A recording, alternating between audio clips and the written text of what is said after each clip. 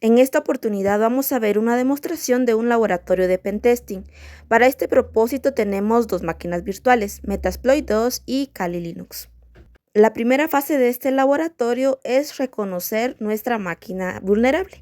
En este caso, con Nmap y el comando que se ve en pantalla, estamos escaneando puertos para detectar la versión de los servicios y que posteriormente sea muchísimo más fácil explotarla. Tomando en cuenta que vamos a guardar esta información en un archivo de texto para su posterior consulta en otras fases. Analizando lo anterior, se pudo observar que el servidor tenía en el puerto 21 el servicio de BSFPD en la versión 2.3.4 ejecutándose. Investigando, esta cuenta con código malicioso que permite acceder a un backdoor. Para explotar esto usaremos Metasploit, indicamos el módulo que queremos usar, le seteamos los parámetros de lhost para nuestra máquina y rhost para la de Metasploitable, el servidor, y luego ejecutamos el comando exploit. Y como nos podemos dar cuenta, ya tenemos un shell. En este podemos ejecutar comandos. Uno de los comandos críticos que ejecutamos es el que nos muestra el archivo etc password que contiene información de los usuarios del servidor, que si bien es cierto es el comando que estoy mostrando, realmente podríamos ejecutar muchos otros, pues tenemos acceso al sistema como tal. A continuación, vamos a proceder a explotar la aplicación web del servidor. En la fase de SQL Injection hemos configurado Firefox para que los requests de este puedan ser interceptados por Burnspit. Primeramente vamos a hacer una demostración agregando directamente el comando malicioso en el input que nos provee la misma aplicación web. Como pueden ver, reveló información sensible del servidor. Para completar la parte B de la fase 3 de la hoja de trabajo, nosotros utilizamos la herramienta SQL Map. Es una herramienta que sirve para automatizar la detección y explotación de inyecciones SQL, y también hicimos uso de este archivo que creamos que contiene una petición HTTP que fue interceptada mediante la herramienta de Bursuit. Entonces vamos a ejecutar el comando. Previamente ejecutamos estos otros dos. El primero para listar las bases de datos que habían y el segundo para listar las tablas que habían en la base de datos que a nosotros nos interesa. Entonces ejecutamos el comando, abrimos una terminal aquí pues para que funcione y reconozca el archivo. Entonces sería SQL map r request para decirle qué archivo va a leer. También le indicamos a qué base de datos va a analizar y la tabla que va a analizar. Y por último escribimos dump para que descargue toda la información y nos la muestre en pantalla.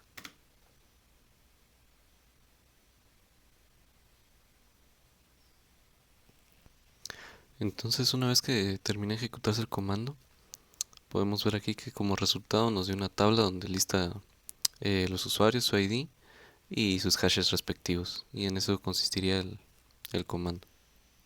Para la última parte vamos a capturar el request en Burnspit en el proxy con interception on y vamos a mandar el mismo al repeater. Ya en la vista del repeater, aunque se puede editar directamente el request que vamos a reenviar, lo ideal es que utilicemos los inputs que el mismo Burnspit nos provee. Esto para que nuestro SQL malicioso se envíe adecuadamente y para que posteriormente podamos obtener la información sensible del servidor. La última de las vulnerabilidades explotadas fue el cross-site scripting. Se inyectó código JavaScript en un input y para comprobar que esta vulnerabilidad existe, simplemente se muestra una alerta en este primer escenario. Para el segundo escenario y un poquito más crítico, se extrajo a partir de esta alerta una cookie, que pues a fin de cuentas es información sensible. Para ir concluyendo, este laboratorio nos permitió identificar varios fallos que van desde el nivel de aplicación hasta el nivel de sistema operativo.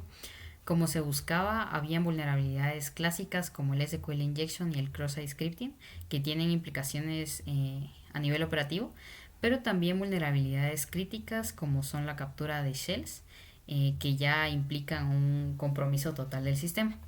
Claramente la vulnerabilidad más grave fue esta, un backdoor en BSFTPD que otorgó una shell de root sin necesidad de credenciales. Esto permitiría no solo robar datos, sino que podría hasta borrar el sistema completo, instalar persistencia para futuros ataques, usar el servidor como puente para infectar el resto de la red. Si fuéramos parte del equipo de defensa, más que parchar vulnerabilidad por vulnerabilidad, tendríamos que aplicar medidas que fueran a la raíz. Primero que nada, eliminar la amenaza más grave. Para ello hay que actualizar el sistema, reemplazar FTP por SFTP. Hay que considerar si realmente no necesitamos IRC y FTP, lo mejor sería desinstalarlos. En cuanto a las siguientes vulnerabilidades, ya serían a nivel de aplicación. Esto tendría que ser a nivel de código.